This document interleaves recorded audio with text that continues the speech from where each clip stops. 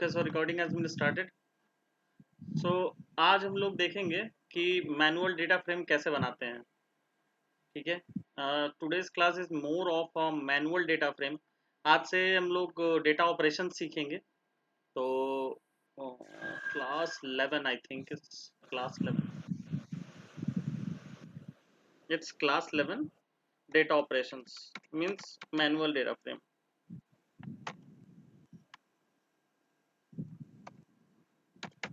Creating manual data frame.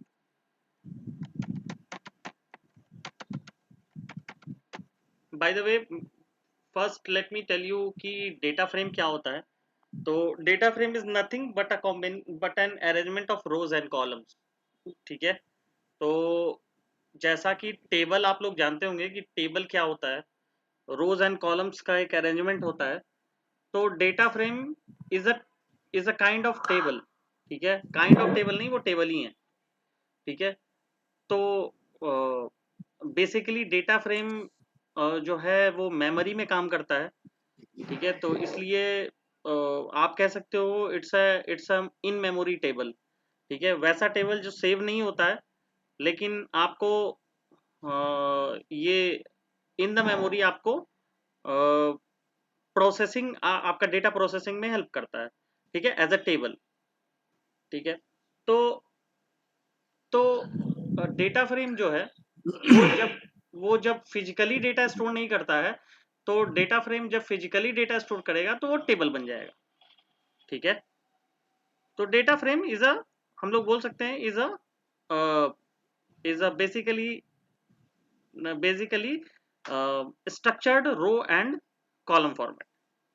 ठीक है. तो हम लोग इसमें तीन चीज सीखेंगे आज. हम लोग दो चीज सीखेंगे कि पहले डेटा फ्रेम बनाते कैसे हैं. ठीक है. तो जैसा कि आप लोग जानते हैं कि टेबल क्या होता है. ठीक है. तो हम लोग आज दो चीज जानेंगे. एक तो हम लोग टेबल बनाना सीखेंगे, जो हम लोग उस दिन आरडीडी सीखे थे ना, आरडीडी बनाना. ठीक है. आरडीडी से हम लोग कन्वर्ट करना सीखेंगे कि आरडीडी से हम लोग डेटा फ्रेम में कैसे कन्वर्ट करते हैं. RDD is a series structure, right. तो वो रोज एंड कॉलम स्ट्रक्चर्ड फॉर्मेट नहीं है. तो हम लोग स्ट्रक्चर्ड फॉर्मेट में, जो डेटा फ्रेम स्ट्रक्चर्ड फॉर्मेट है, उसमें बनाना सीखेंगे. ठीक है. तो स्ट्रक्चर्ड फॉर्मेट मतलब क्या हुआ, एक स्कीमा, प्रॉपर स्कीमा डिफाइन होगा. ठीक है. और दूसरा है कि हम लोग स्कीमा बनाना सीखेंगे. पहले स्कीमा को डिफाइन करेंगे, उसके बाद हम लोग डेटा डालेंगे और तब हम लोग उसको डिस्प्ले करेंगे. ठीक है. तो पहला हम लोग सीखते हैं कि पहले देखते हैं कि आरडीडी से हम लोग आरडीडी से डेटा फ्रेम कैसे बनाते हैं. ठीक है. तो सबसे पहले कि तो आरडीडी बनाते हैं.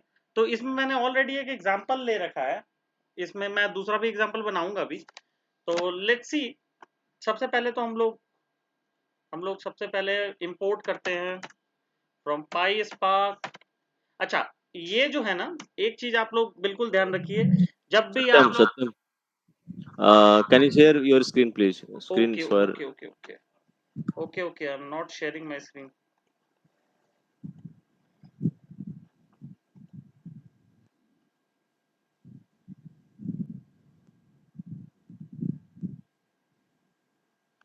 Just let me know if you are able to see my screen. No, now I can see. ठीक है.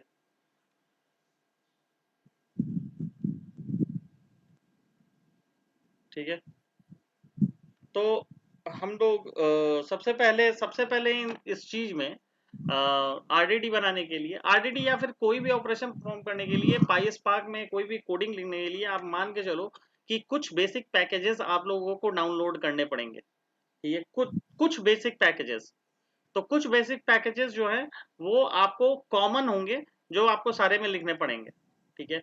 तो मैं जो यूज करता हूं मैं वो बताता हूं.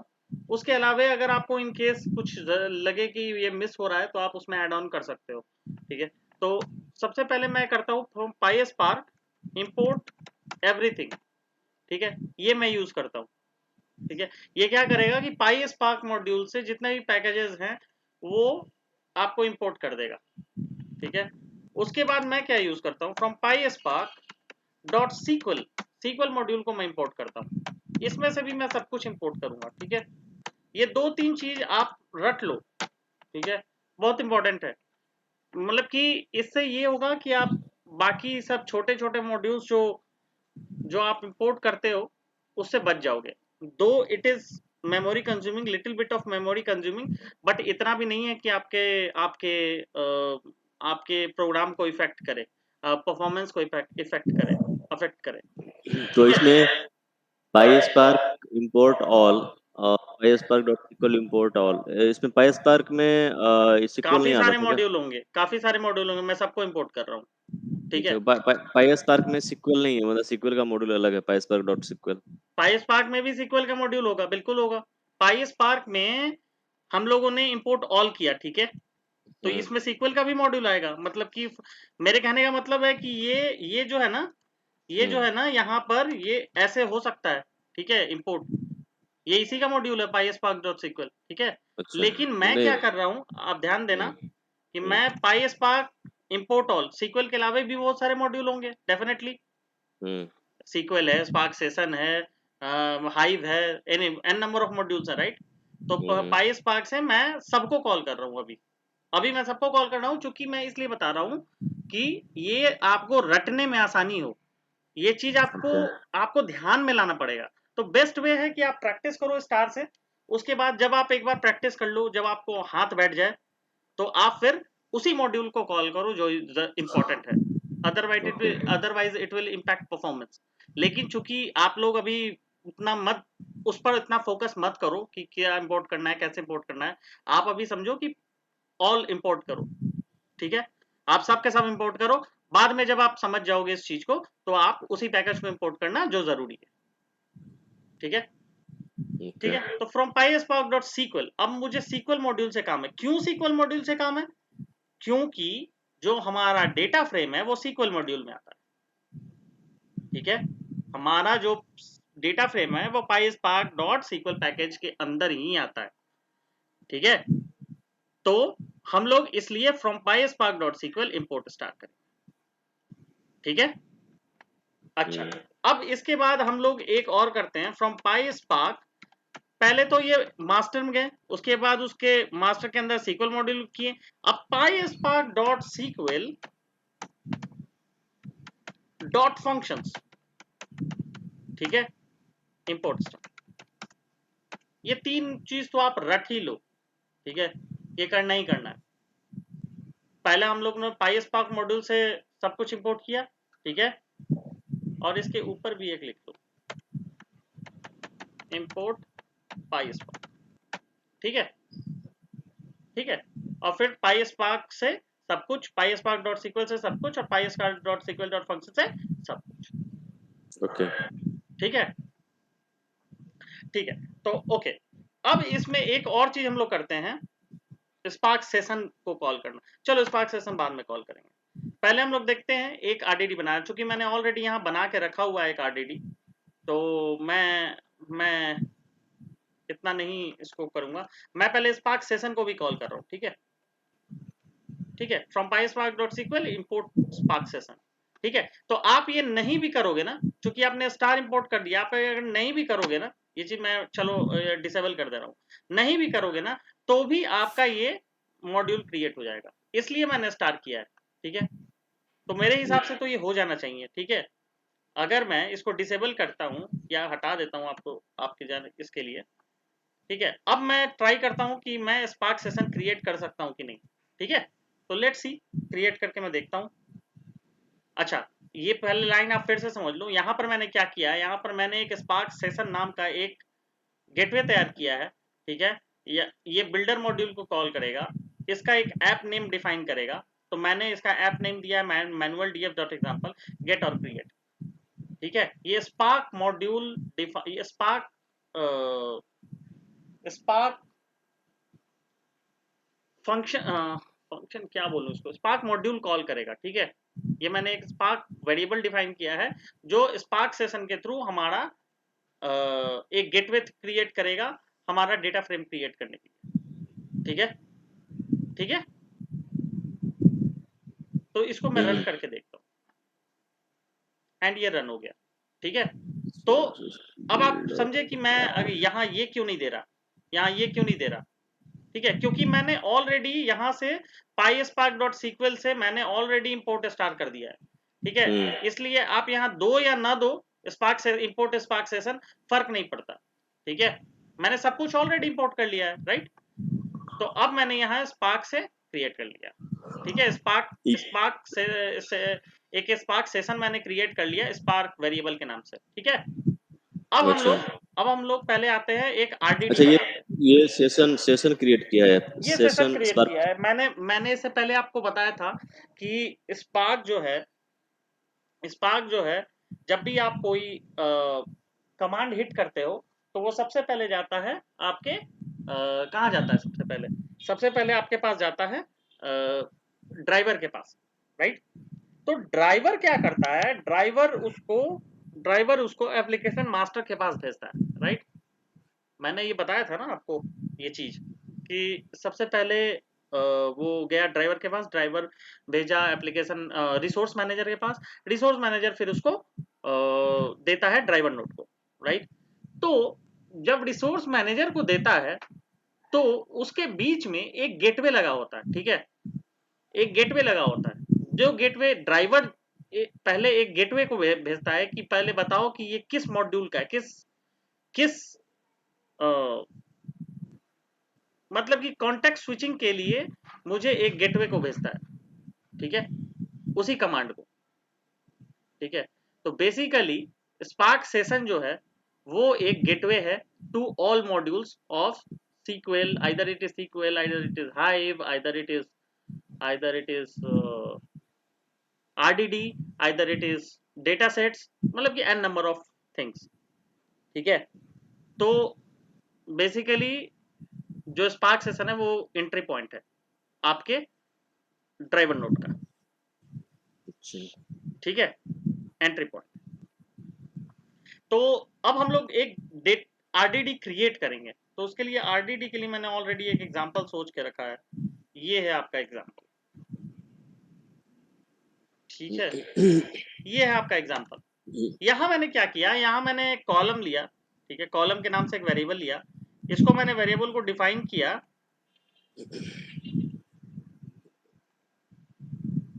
पहले मैं इसको नाम दे दूं,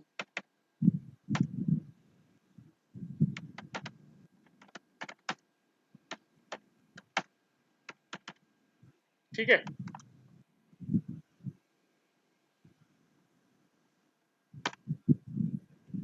ठीक है, तो यहां मैंने एक कॉलम लिया, कॉलम का नाम दिया प्रोग्रामिंग लैंग्वेज और फीस, ठीक है। यहाँ दो कॉलम दिया, ठीक है। ये ठीक वैसा ही है जैसा जैसा हमने टेबल बनाया वहां पर एट्रीब्यूट डिफाइन किया, कॉलम का नाम डिफाइन किया, ये ठीक वैसा ही है, ठीक है। और यहाँ हमने कुछ रोज डाले, डेटा डाले, डेटा मतलब रोज। यहाँ पर देखो आप, डेटा जो है वो टपल के फॉर्म में। What is a tuple? Tuple are an immutable data set, in immutable data, right. Tuple के डेटा को आप एडिट नहीं कर सकते, राइट। तो ये टपल के फॉर्म में है, ठीक है। और टपल जो है लिस्ट से घिरा हुआ है, ठीक है। अंदर टपल है, अंदर तीन टपल दिए हुए, मतलब तीन रोज हैं, जितने टपल्स होंगे उतने रोज होंगे, ठीक है। और हर रो जो है वो दो दो कॉलम में बटा हुआ है, जावा 20,000, पाइथन 10,000, स्केला 3,000, यानी कि प्रोग्रामिंग, पहला है प्रोग्रामिंग लैंग्वेज, ठीक है, ठीक है, जावा पाइथन और स्केला, और दूसरा है fees which is 20,000, 10,000 and 30,000, okay. तो अब हम इसको पहले बनाएंगे आरडीडी। आरडीडी क्या होता है? RDD an unstructured data, unstructured data, ठीक है। आरडीडी पहला बेसिक बिल्डिंग ब्लॉक्स होता है, जैसा कि मैंने बताया कि कोई भी आरडीडी होता है वो ब्लॉक्स में बटा होता है, और वो पहला डेटा का वो मिनिमम स्ट्रक्चर होता है, मतलब कि सबसे पहला स्ट्रक्चर जो होता है विदाउट एनी स्कीमा, उसको आरडीडी बोलते हैं, ठीक है। कम अगेन क्या बोला? मतलब डेटा जो होता है, कोई भी डेटा, रॉ डेटा, जैसे रॉ डेटा समझ लो आप, रॉ डेटा हुआ, वो जिस टाइप से स्टोर्ड है आपके नोड्स पे, ठीक है। तो वो जैसे आपके स्पार्क में एंट्री करेगा, ठीक है, एंट्री करेगा, तो वो पहला बिल्डिंग ब्लॉक से स्ट्रक्चर जो होगा वो आरडीडी होगा। मतलब मिनिमम लीस्ट लेवल जो होगा ना, सबसे पहला लेवल विदाउट स्ट्रक्चर, वो आरडीडी कहलाएगा, ठीक है। अच्छा तो आरडीडी का कोई स्ट्रक्चर नहीं होता, ठीक है। आरडीडी में कोई स्ट्रक्चर डिफाइन नहीं होता, इसीलिए आरडीडी सबसे फास्ट होता है, ठीक है। आरडीडी सबसे फास्ट होता है। क्योंकि इन मेमोरी प्रोसेसिंग होता है ना इसमें। नहीं, इन मेमोरी से मतलब नहीं है, इसका स्ट्रक्चर डिफाइन नहीं होता ना। आपको इसका बहुत ज्यादा अरेंजमेंट में पे फोकस नहीं करना होता, ठीक है। हाँ लेकिन फिर इन मेमोरी प्रोसेसिंग भी तो होता है शायद, है हाँ, ना? इन मेमोरी प्रोसेसिंग तो डेटा फ्रेम का भी होता है, लेकिन आप समझो ना कि इसका स्ट्रक्चर डिफाइन नहीं होता। आप इसके ओके स्ट्रक्चर के लफड़े में नहीं पड़ता ये आरडीडी, ठीक है। अच्छा बस लिया और प्रोसेस कर दिया, ठीक है। तो आरडीडी फास्टेस्ट होता है, लेकिन आरडीडी को लिखना पढ़ना बहुत मुश्किल होता है, इसलिए आरडीडी में हम लोग कम ही करते हैं चीजें, ठीक है। तो आरडीडी हम लोग पहले इसको आरडीडी में के फॉर्म में बनाएंगे, उसके बाद देखेंगे कि डेटा फ्रेम के फॉर्म में कैसे बनता है। तो लेट्स रन इट। अच्छा, पहले इसी में बना लेता हूँ मैं, ठीक है। तो मैं बनाऊंगा स्पार्क आरडीडी के नाम से एक आरडीडी बना दूंगा, ठीक है। तो या कोर्स आरडीडी के नाम से बना दो यार, कोर्स आरडीडी, ठीक है। मैं इसको आरडीडी के फॉर्म्स में बनाऊंगा। तो आरडीडी के फॉर्म में बनाने के लिए क्या करते थे, किसी को कुछ याद है क्या करते थे आरडीडी के फॉर्म में बनाने के लिए? किसी ने किया नहीं, याद नहीं। लिस्ट आपका दिया हुआ है, लिस्ट को आरडीडी के फॉर्म में बनाने के लिए क्या करते थे, कुछ याद है दीपक, आपको याद है?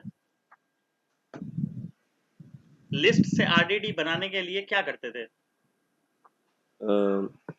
इससे कुछ याद दीपक नहीं आर यू दोबारा। There?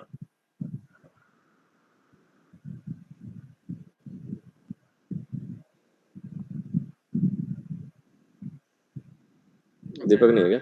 I think he lost. Okay, anyway एक उससे आरडीडी बनाने के लिए क्या करते हैं बताओ, मैं भूल बताता हूँ। गया। एक होता है पैरेललाइज फंक्शन, ठीक है। आपको याद होगा मैंने पिछले में बताया था, पैरेललाइज फंक्शन होता है। तो इसको हम लोग पैरेललाइज फंक्शन के थ्रू हम लोग इसको बनाएंगे। तो हम लोग इसी मॉड्यूल को करेंगे, स्पार्क मॉड्यूल को, ठीक है, स्पार्क सेशन मॉड्यूल को, ठीक है।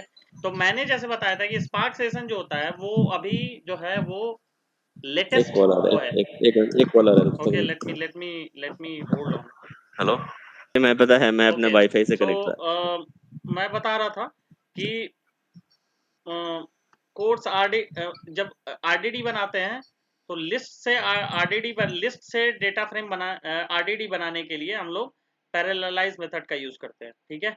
तो यहाँ मैंने क्या किया है, यहाँ मैंने स्पार्क मॉड्यूल को ही यूज किया है, ठीक है, स्पार्क सेशन मॉड्यूल को ही यूज किया है, और वहां पर हमने स्पार्क कॉन्टेक्स्ट को कॉल किया है। अब देखो क्या ये है, स्पार्क सेशन जो है वो मास्टर मॉड्यूल है, ठीक है, मास्टर एपीआई गेटवे है, ठीक है। तो ये क्या करता है कि ये एक ऐसा गेटवे है जो स्पार्क कॉन्टेक्स्ट को भी अपने अंदर रखता है, ठीक है, स्पार्क कॉन्टेक्स्ट को भी अपने अंदर रखता है, ठीक है। पहले स्पार्क कॉन्टेक्स्ट यूज होता था, ठीक है। तो स्पार्क कॉन्टेक्स्ट ऐसा यूज होता था ना कि स्पार्क कॉन्टेक्स्ट अपने अंदर अलग अलग मॉड्यूल्स को कॉल करता था, जैसे ये पैरेललाइज मेथड को कॉल किया, है ना, ये जैसे कलेक्ट मेथड को कॉल किया, हाई मेथड सीक्वल मेथड को कॉल किया, मॉड्यूल को कॉल किया।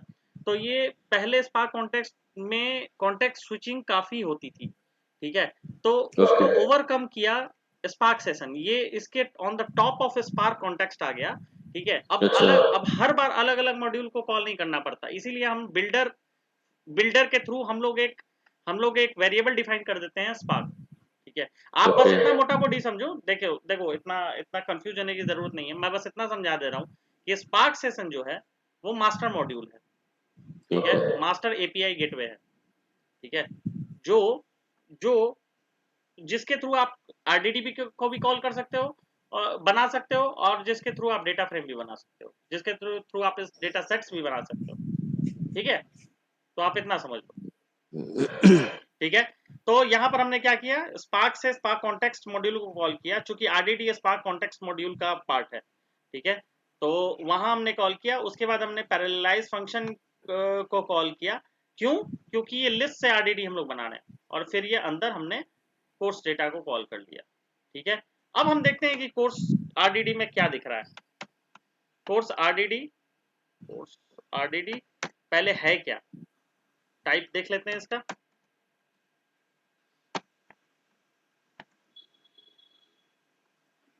ठीक है, तो यहाँ ये दिख रहा है आरडीडी। ये सब गाइस, ये सब आपका इंटरव्यू क्वेश्चंस है, आप नहीं समझोगे तो फिर प्रॉब्लम्स होगी। तो आपको नहीं समझ में आ रहा है तो पूछो, क्योंकि ये यही सब क्वेश्चन पूछता है इंटरव्यू में। यही सब एकदम बिल्कुल जो मैं बता रहा हूँ ना, यही सब डिक्टो उठाकर पूछता है इंटरव्यू में, ठीक है। तो आप क्या नहीं पूछेगा क्या? समझोगे तो आप लोगों को ये प्रॉब्लम होगी, आप लोग अच्छा, पूछो वो अगर नहीं समझ में आया, कॉन्टेक्ट ठीक है। कॉन्टेक्ट सेशन वाला, कॉन्टेक्ट स्विचिंग। कॉन्टेक्ट स्विचिंग मैं, ठीक है, मैं कॉन्टेक्ट स्विचिंग इसके बाद मैं बताता हूँ। पहले आपको ये समझ में आया कि ये आरडीडी बन गया, ठीक है, ठीक है, ये आरडीडी बन गया। पैरेललाइज अब मेथड, ओके। क्वेश्चन है आप लोग से कि मुझे आरडीडी के कंटेंट को देखना, मैं कैसे देखूंगा बताओ। चलो आप बताओ कैसे देखूंगा। ये मुझे तो प्रिंट डिस्प्ले करना होता है, है। मुझे प्रिंट करना है आरडीडी को कैसे करूंगा। तो ये तो अगर मैं प्रिंट करता हूँ तो क्या ये रिजल्ट देगा मुझे? प्रिंट से आई थिंक इसमें डिस्प्ले करते हैं ना पहले। नहीं देगा ना, ठीक है। तो क्या करते हैं इसके लिए, हम लोग क्या यूज करते हैं, पिछले क्लास में मैंने बताया था आप लोगों को। देखो यही यही मैं बोल रहा हूँ कि आप लोग थोड़ा सा इस पे फोकस करो। इस चीज को इस चीज को इंटरव्यूअर पहले पूछता ही पूछता है कि आप आरडीडी को कैसे देखोगे, ठीक है। वो आपका बेसिक अच्छा नॉलेज चेक करेगा, राइट। अच्छा ठीक है दीपक, आपको ये समझ में आ रहा है, ये कलेक्ट, अच्छा अच्छा ये अच्छा, मैंने क्या किया, कलेक्ट। हाँ भाई यार। ठीक है। तो ये कलेक्ट फंक्शन के थ्रू आप आरडीडी के एलिमेंट को डिस्प्ले करते हो, ठीक है, आरडीडी के डेटा को डिस्प्ले करते हो। तो आप देख रहे हो कि ये टेबल के फॉर्म में नहीं आ रहा, ये जैसा है वैसा ही उठ के आ रहा है, राइट। ठीक है, ये यस। टपल के फॉर्म में आता है, और comma with separated by comma, ऐसे ही आता है ये, ठीक है। तो ये अनस्ट्रक्चर्ड फॉर्मेट है, ठीक है। तो ये पूछता है कि कलेक्ट कैसे करोगे, या फिर आपको शुरुआत के 2 एलिमेंट देखने हैं तो कैसे करोगे, सिर्फ आपको ये 2 रो देखना है तो क्या करोगे आप। तो इसके लिए ओके, आप तो यूज करोगे टेक 2, ठीक है। शुरुआत के 2 एलिमेंट देखने हैं तो, शुरुआत के 2 रोज देखने हैं तो, ठीक है, तो 2 आ गया। कलेक्ट में सारा दे देगा, है ना? कलेक्ट में कलेक्ट में जितना सारा का सारा दे देगा, ठीक है। तो ये सब चीजें जो है ना, वो ये सब सारे के सारे इंटरव्यू क्वेश्चन पैकेज है, ठीक है। तो ये आपका जो हो गया अ, अ, ये आपका जो हो गया वो आरडीडी बन गया, ठीक है। अच्छा, अब आप बोलोगे कि आरडीडी बन गया तो इसका क्या यूज है, ठीक है, इसका क्या यूज है, हमने तो ये यूज किया ही नहीं कहीं, हम्म ठीक है। कॉलम को हमने यूज किया ही नहीं।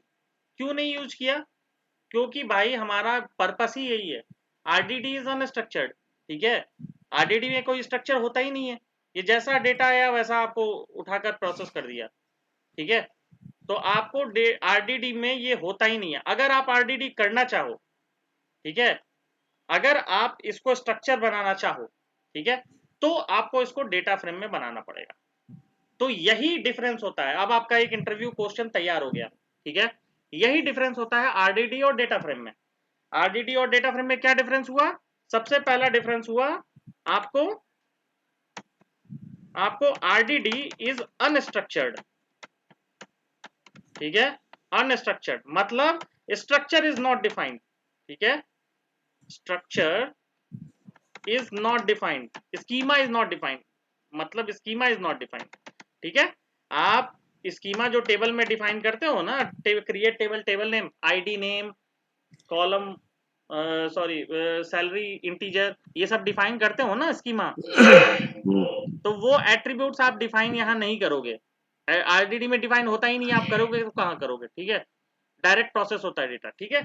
जबकि data frame is like table, ठीक है, एंड इट कैरीज स्ट्रक्चर,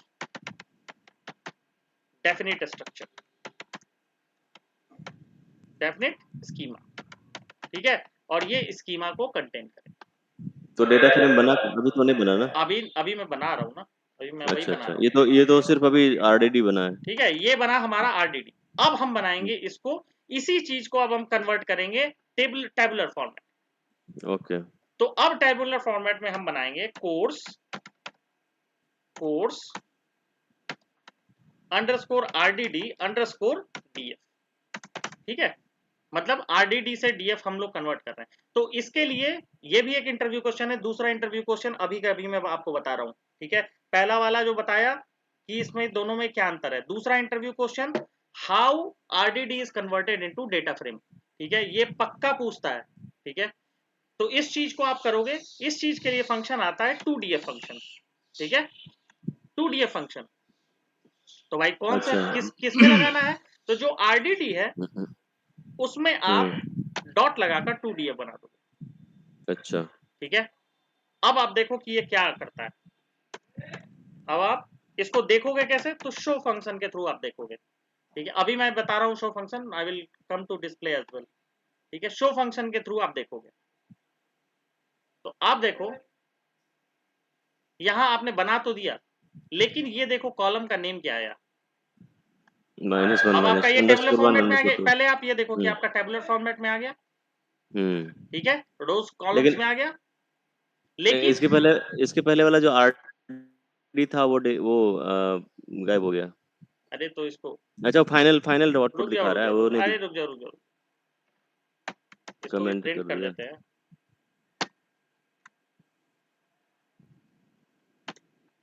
इसको भी प्रिंट कर देते हैं, तो इससे क्लियर हो जाएगा, ठीक है। तो ये हो गया आरडीडी हमारा, ठीक है, और ये हो गया हमारा डेटा फ्रेम। दीपक ओके, आपको दिख रहा है ये, हाँ भाई दिख रहा है, ठीक है ना। दिख रहा है। तो ये हो गया आरडीडी, और यहां हो गया हमारा, ये हो गया डेटा फ्रेम। डेटा फ्रेम कैसा दिख रहा है हमारा, टेबल के फॉर्म में, रोज एंड कॉलम्स के फॉर्म में, टेबल ऐसे ही बनते हैं ना, ठीक है, टेबल है ना, टेबल। तो शो के फॉर्म में अगर आप डॉट शो करते हो, तो डॉट शो जो है आपको अजीब सा आपको दिखाता है ये स्ट्रक्चर, ठीक है।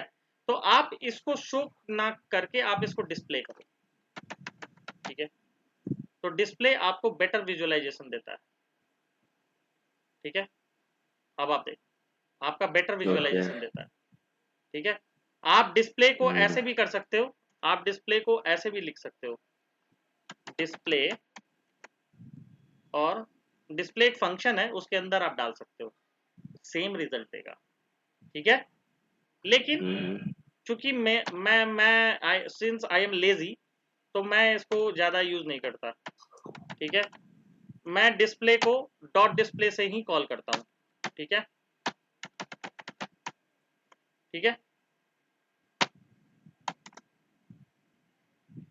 गूगल, ठीक है। तो अब खैर एनीवे, तो यहां तक आपको दोनों का समझ में आया, प्रवीण दीपक, यहां तक दीपक यस, आपको क्लियर है। हाँ भाई क्लियर है, क्लियर है।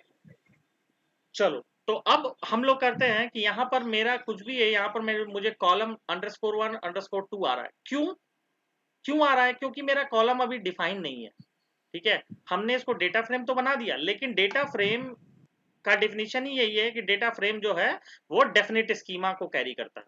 तो हमने स्कीमा डिफाइन नहीं किया, हमने डेटा सिर्फ डिफाइन किया है, राइट। और आरडीडी जो है हमारा सिर्फ डेटा डिफाइन करता है, वो स्कीमा डिफाइन करता ही नहीं है, राइट। तो इसमें स्कीमा था ही नहीं, तो यहाँ स्कीमा कैसे आएगा, राइट। जब वहां यहाँ स्कीमा नहीं था, तो यहाँ स्कीमा कैसे आएगा, ये बताओ। जब यहाँ हमारा स्कीमा डिफाइन, एट्रीब्यूट डिफाइन है ही नहीं, तो यहाँ कैसे आएगा स्कीमा, राइट। समझ में आया। तो इसके लिए हमें क्या करना पड़ेगा, इसके लिए हमें स्कीमा डिफाइन करना पड़ेगा। तो 2df के अंदर हम लोग स्कीमा पैरामीटर को कॉल करते हैं, और यहाँ पर स्कीमा या तो यहाँ पर आप मैनुअली भेजो, नहीं तो हमने चूंकि यहाँ पर एज ए लिस्ट के फॉर्म में ऑलरेडी डिफाइन कर रखा है, ठीक है। तो स्कीमा इक्वल टू हम ये वेरिएबल को कॉल कर देंगे, ठीक है, ठीक है। ये समझ में आया? हाँ भाई स्कीमा एक पैरामीटर है, अंदर पैरामीटर हम लोग आर्गुमेंट को डिफाइन कर रहे हैं, ठीक है, और उसके अंदर हम लोग यहाँ पर जो वेरिएबल बनाए हैं कॉलम्स, उसको कॉल कर रहे हैं। ये सारे डेटा प्रोसेसिंग मैं बता रहा हूँ, सब कुछ डेटा प्रोसेसिंग है, ये सारे के सारे यूज होते हैं आपके प्रोजेक्ट में, ठीक है। अब ये देखो यहाँ पर ये आपका स्कीमा डिफाइन हो, स्कीमा का मतलब यहाँ पे टेबल स्ट्रक्चर का वो हाँ तो ये देखो स्कीमा। मैं दिखाता हूँ टेबल स्ट्रक्चर कैसे हुआ है। यहाँ पर आप देखोगे तो यहाँ आपका कोड्स RDD DF, तो डेटा फ्रेम का यहाँ आपको स्ट्रक्चर दिख जाएगा, प्रोग्रामिंग लैंग्वेज स्ट्रिंग, और फीस जो है स्ट्रिंग दिखेगा, ठीक है। लेकिन ये ठीक है, फीस जो है स्ट्रिंग दिखेगा। क्यों स्ट्रिंग दिखेगा? क्योंकि यहाँ आपका एज ए स्ट्रिंग के फॉर्म में दिया हुआ है। अगर ये आप, तो ये बाय डिफॉल्ट स्ट्रिंग ले लिया। अब अगर आप इसी चीज को टेस्ट करो एज एन इंटीजर, ठीक है, तो ये या तो लॉन्ग ले लेगा नहीं तो डबल ले लेगा। आप समझ रहे हो कि मैं क्या कर रहा हूँ? अच्छा, ये ऑटोमेटिकली ले ये लेता है। Automatically, it is smart. अब आप देखो इसको लॉन्ग ले लेगा, ठीक है, लॉन्ग ले लिया। अच्छा, वो जो कॉलम हमने डिफाइन किया था उसको स्कीमा बोल रहे हो? कॉलम्स अरे में जो यार नेम इसको हमने रुको डिफाइन। रुको रुको रुको यार, कोर्स स्कीमा कर दो यार, ठीक है। अब तो समझ में आ रहा है? Course schema. ठीक है, कोर्स स्कीमा कर दो, ठीक है। यहाँ पर कॉलम्स नहीं समझ में आया, ये एट्रीब्यूट है, कॉलम का नाम है ये, ठीक है, वही प्रोग्रामिंग कर रहा था। लैंग्वेज और फीस। कॉलम का नाम था, वो तो कॉलम नाम ज्यादा बेटर था। कॉलम्स, इसको हटा दो यार, कॉलम इसको नेम ही यहाँ ज्यादा। डाल दो। आप लोग को यार दिक्कत हो रहा है तो यहाँ डाल दो, लो। नहीं नहीं, वो कोर्स स्कीमा की वजह से ज्यादा बेटर था वो कॉलम नेम, कॉलम। अरे और नहीं, यार बस सिर्फ स्कीमा जो होता है ना। कॉल नेम डाल दो, उसमें क्या है, हम्म कॉल नेम कुछ भी हम्म डाल दो, दैट डजंट मैटर, ठीक है, हाँ, कुछ भी डाल दो, यहाँ पे दैट वर्ड, डजंट मैटर, लेकिन यहाँ पे हम वर्ड स्कीमा यूज कर रहे हैं ना, इसकी वजह से कंफ्यूजन हो रहा था। है ना। स्कीमा हम लोग इसलिए यूज कर रहे हैं क्योंकि स्कीमा ये वेरिएबल है, सॉरी ये आर्गुमेंट है, ठीक है। तो आप आर्गुमेंट अंदर 2df जो फंक्शन है उसके अंदर हम्म आर्गुमेंट डिक्लेयर करो। तो यहाँ हमारा सेकंड इंटरव्यू क्वेश्चन क्या बना कि 2df function is used to create to convert data frame, sorry RDD to data frame, ठीक है, ठीक है, समझ में आया? आई होप इसे समझ में आया होगा। So we'll हाँ हाँ। carry the same in next video. So the viewers who are watching this video, please do like, subscribe and press the bell icon for further notification. Thanks.